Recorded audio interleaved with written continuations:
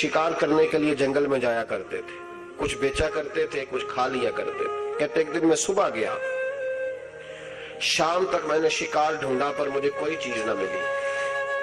असर का वक्त हो गया तो मैंने ना एक हरनी का बच्चा मेरे हाथ आया, मैंने फटाफट उसको अपने उठा के घोड़े के आगे रखा और मैंने सरपट घोड़ा दौड़ा दिया। बच्चा बड़ा प्यारा था, उसको लेके मैं तेजी से जंगल से निकला कि कहीं शाम ना हो जाए। कहते बहुत तेजी के साथ जंगल से बाहर आया, तेज भगाते भगाते पलट कर मैंने देखा ही नहीं। जब सारा जंगल गुजर गया, आबादी आई, जरा सस्ताने के लिए मैं रुका, मैंने पलट के देखा तो वो हरनी जिसका मैं बच्चा उठा के लाया था वो भी मेरे पीछे पीछे भागी आ रही। कहते मैंने पलट कर उसकी तरफ देखा तो उस जानवर की आंखों में ना अजीब सी मेरे हक में अजीब सी गुजारिश थी, गोया माँ मिन्नत कर रही थी कि मेरा बेटा वापस कर दे। कहते मेरा यही कारोबार था, जानवर लाना, कुछ बेचना, कुछ खाना, शिकार करना, यही मेरा कारोबार था, यही मेरा शुगल था, यही मेरा शौक था। और सुबह से शाम तक एक बच्चा मेरे काबू आया। सुल्कुद्दीन कहते हैं कि उस माँ की आंखों में अजीब सा, यहाँ तो हमारे देहाती माहौल में आज भी ये रस्म पाई जाती है।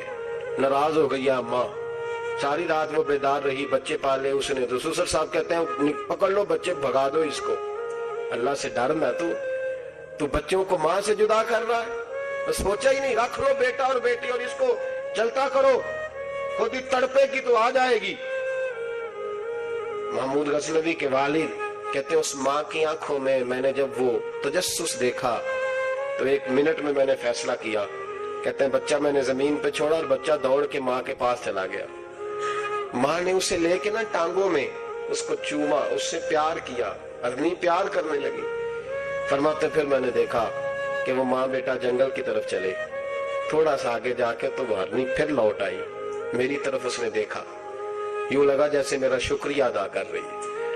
और कहते हैं उसकी आंखों में मैंने अजीब सी रोशनी देखी, वो तो लौट गई। पर जितना सुकून मुझे आज हुआ जिंदगी में पहले कभी नहीं हुआ था। मुझे यूं लगा जैसे वजूद के सारे बोझ उतर गए।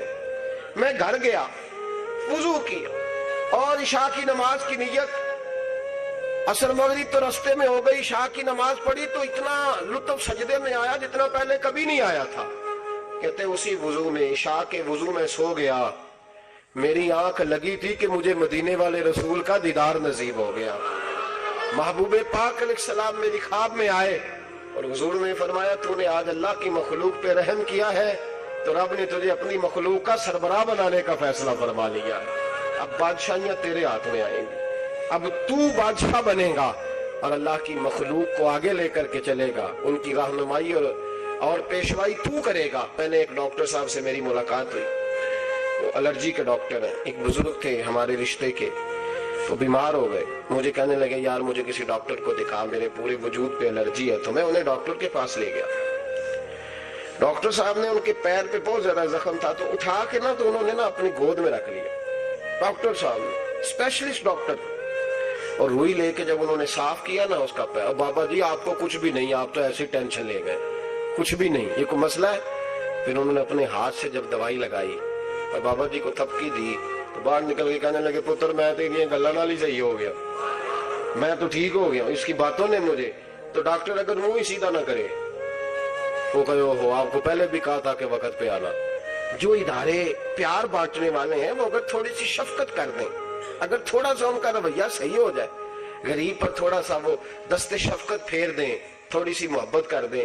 एक खातून के लिए मैं हमेशा दुआ करता हूँ।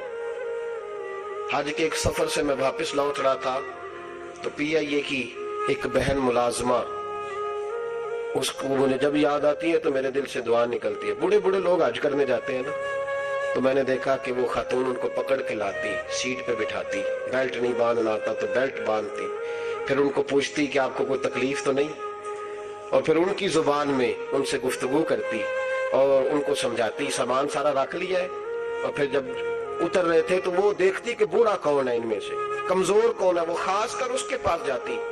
मेरी तबीयत अभी की बात है, मैं जा रहा था तो एक सामने मेरे शख्स, थोड़ी देर पहले मैं राह वाली की तरफ जा रहा था तो एक साथी मेरे सामने मोटरसाइकिल से गुजर रहा है। तो सड़क पर जितने लोग खड़े थे उन्हें सबके पास ब्रेक लगाई, भाई जाना है तो आ जाओ बैठ जाओ, आगे जाके आओ भाई कहाँ जाना है। ایک آدمی کو بٹھایا تو آگے چھوڑا، اب وہ کر گیا جو اس نے کرنا تھا، ہو گئی بات، لیکن خطبہ جمعہ میں اس کا ذکر ہو رہا ہے، یہاں اس کا ذکر ہو رہا ہے، تو بات تو مختصر سی ہے نا، بات تو چھوٹی سی ہے تو تیرے 2 جملے ہے، تو چھوٹی سی تیری بات کہ تو کہ بابا جی آؤ میں آپ کو سڑک کراس کرا دیتا ہوں، بیٹھ جائے میرے ساتھ، کہاں جانا ہے، وہ اتنی لمبی بات نہیں بھائی، لیکن شرط یہ ہے کہ تیری طبیعت میں نرمی ہو، شرط یہ ہے کہ تجھے اللہ کی مخلوق سے پیار ہو، تو ان پہ ترس کھائے، تو ان کے لیے توجہ کے جذبات رکھے، تو تھوڑا سا ان کے ساتھ رویہ اپنا ٹھیک کرے۔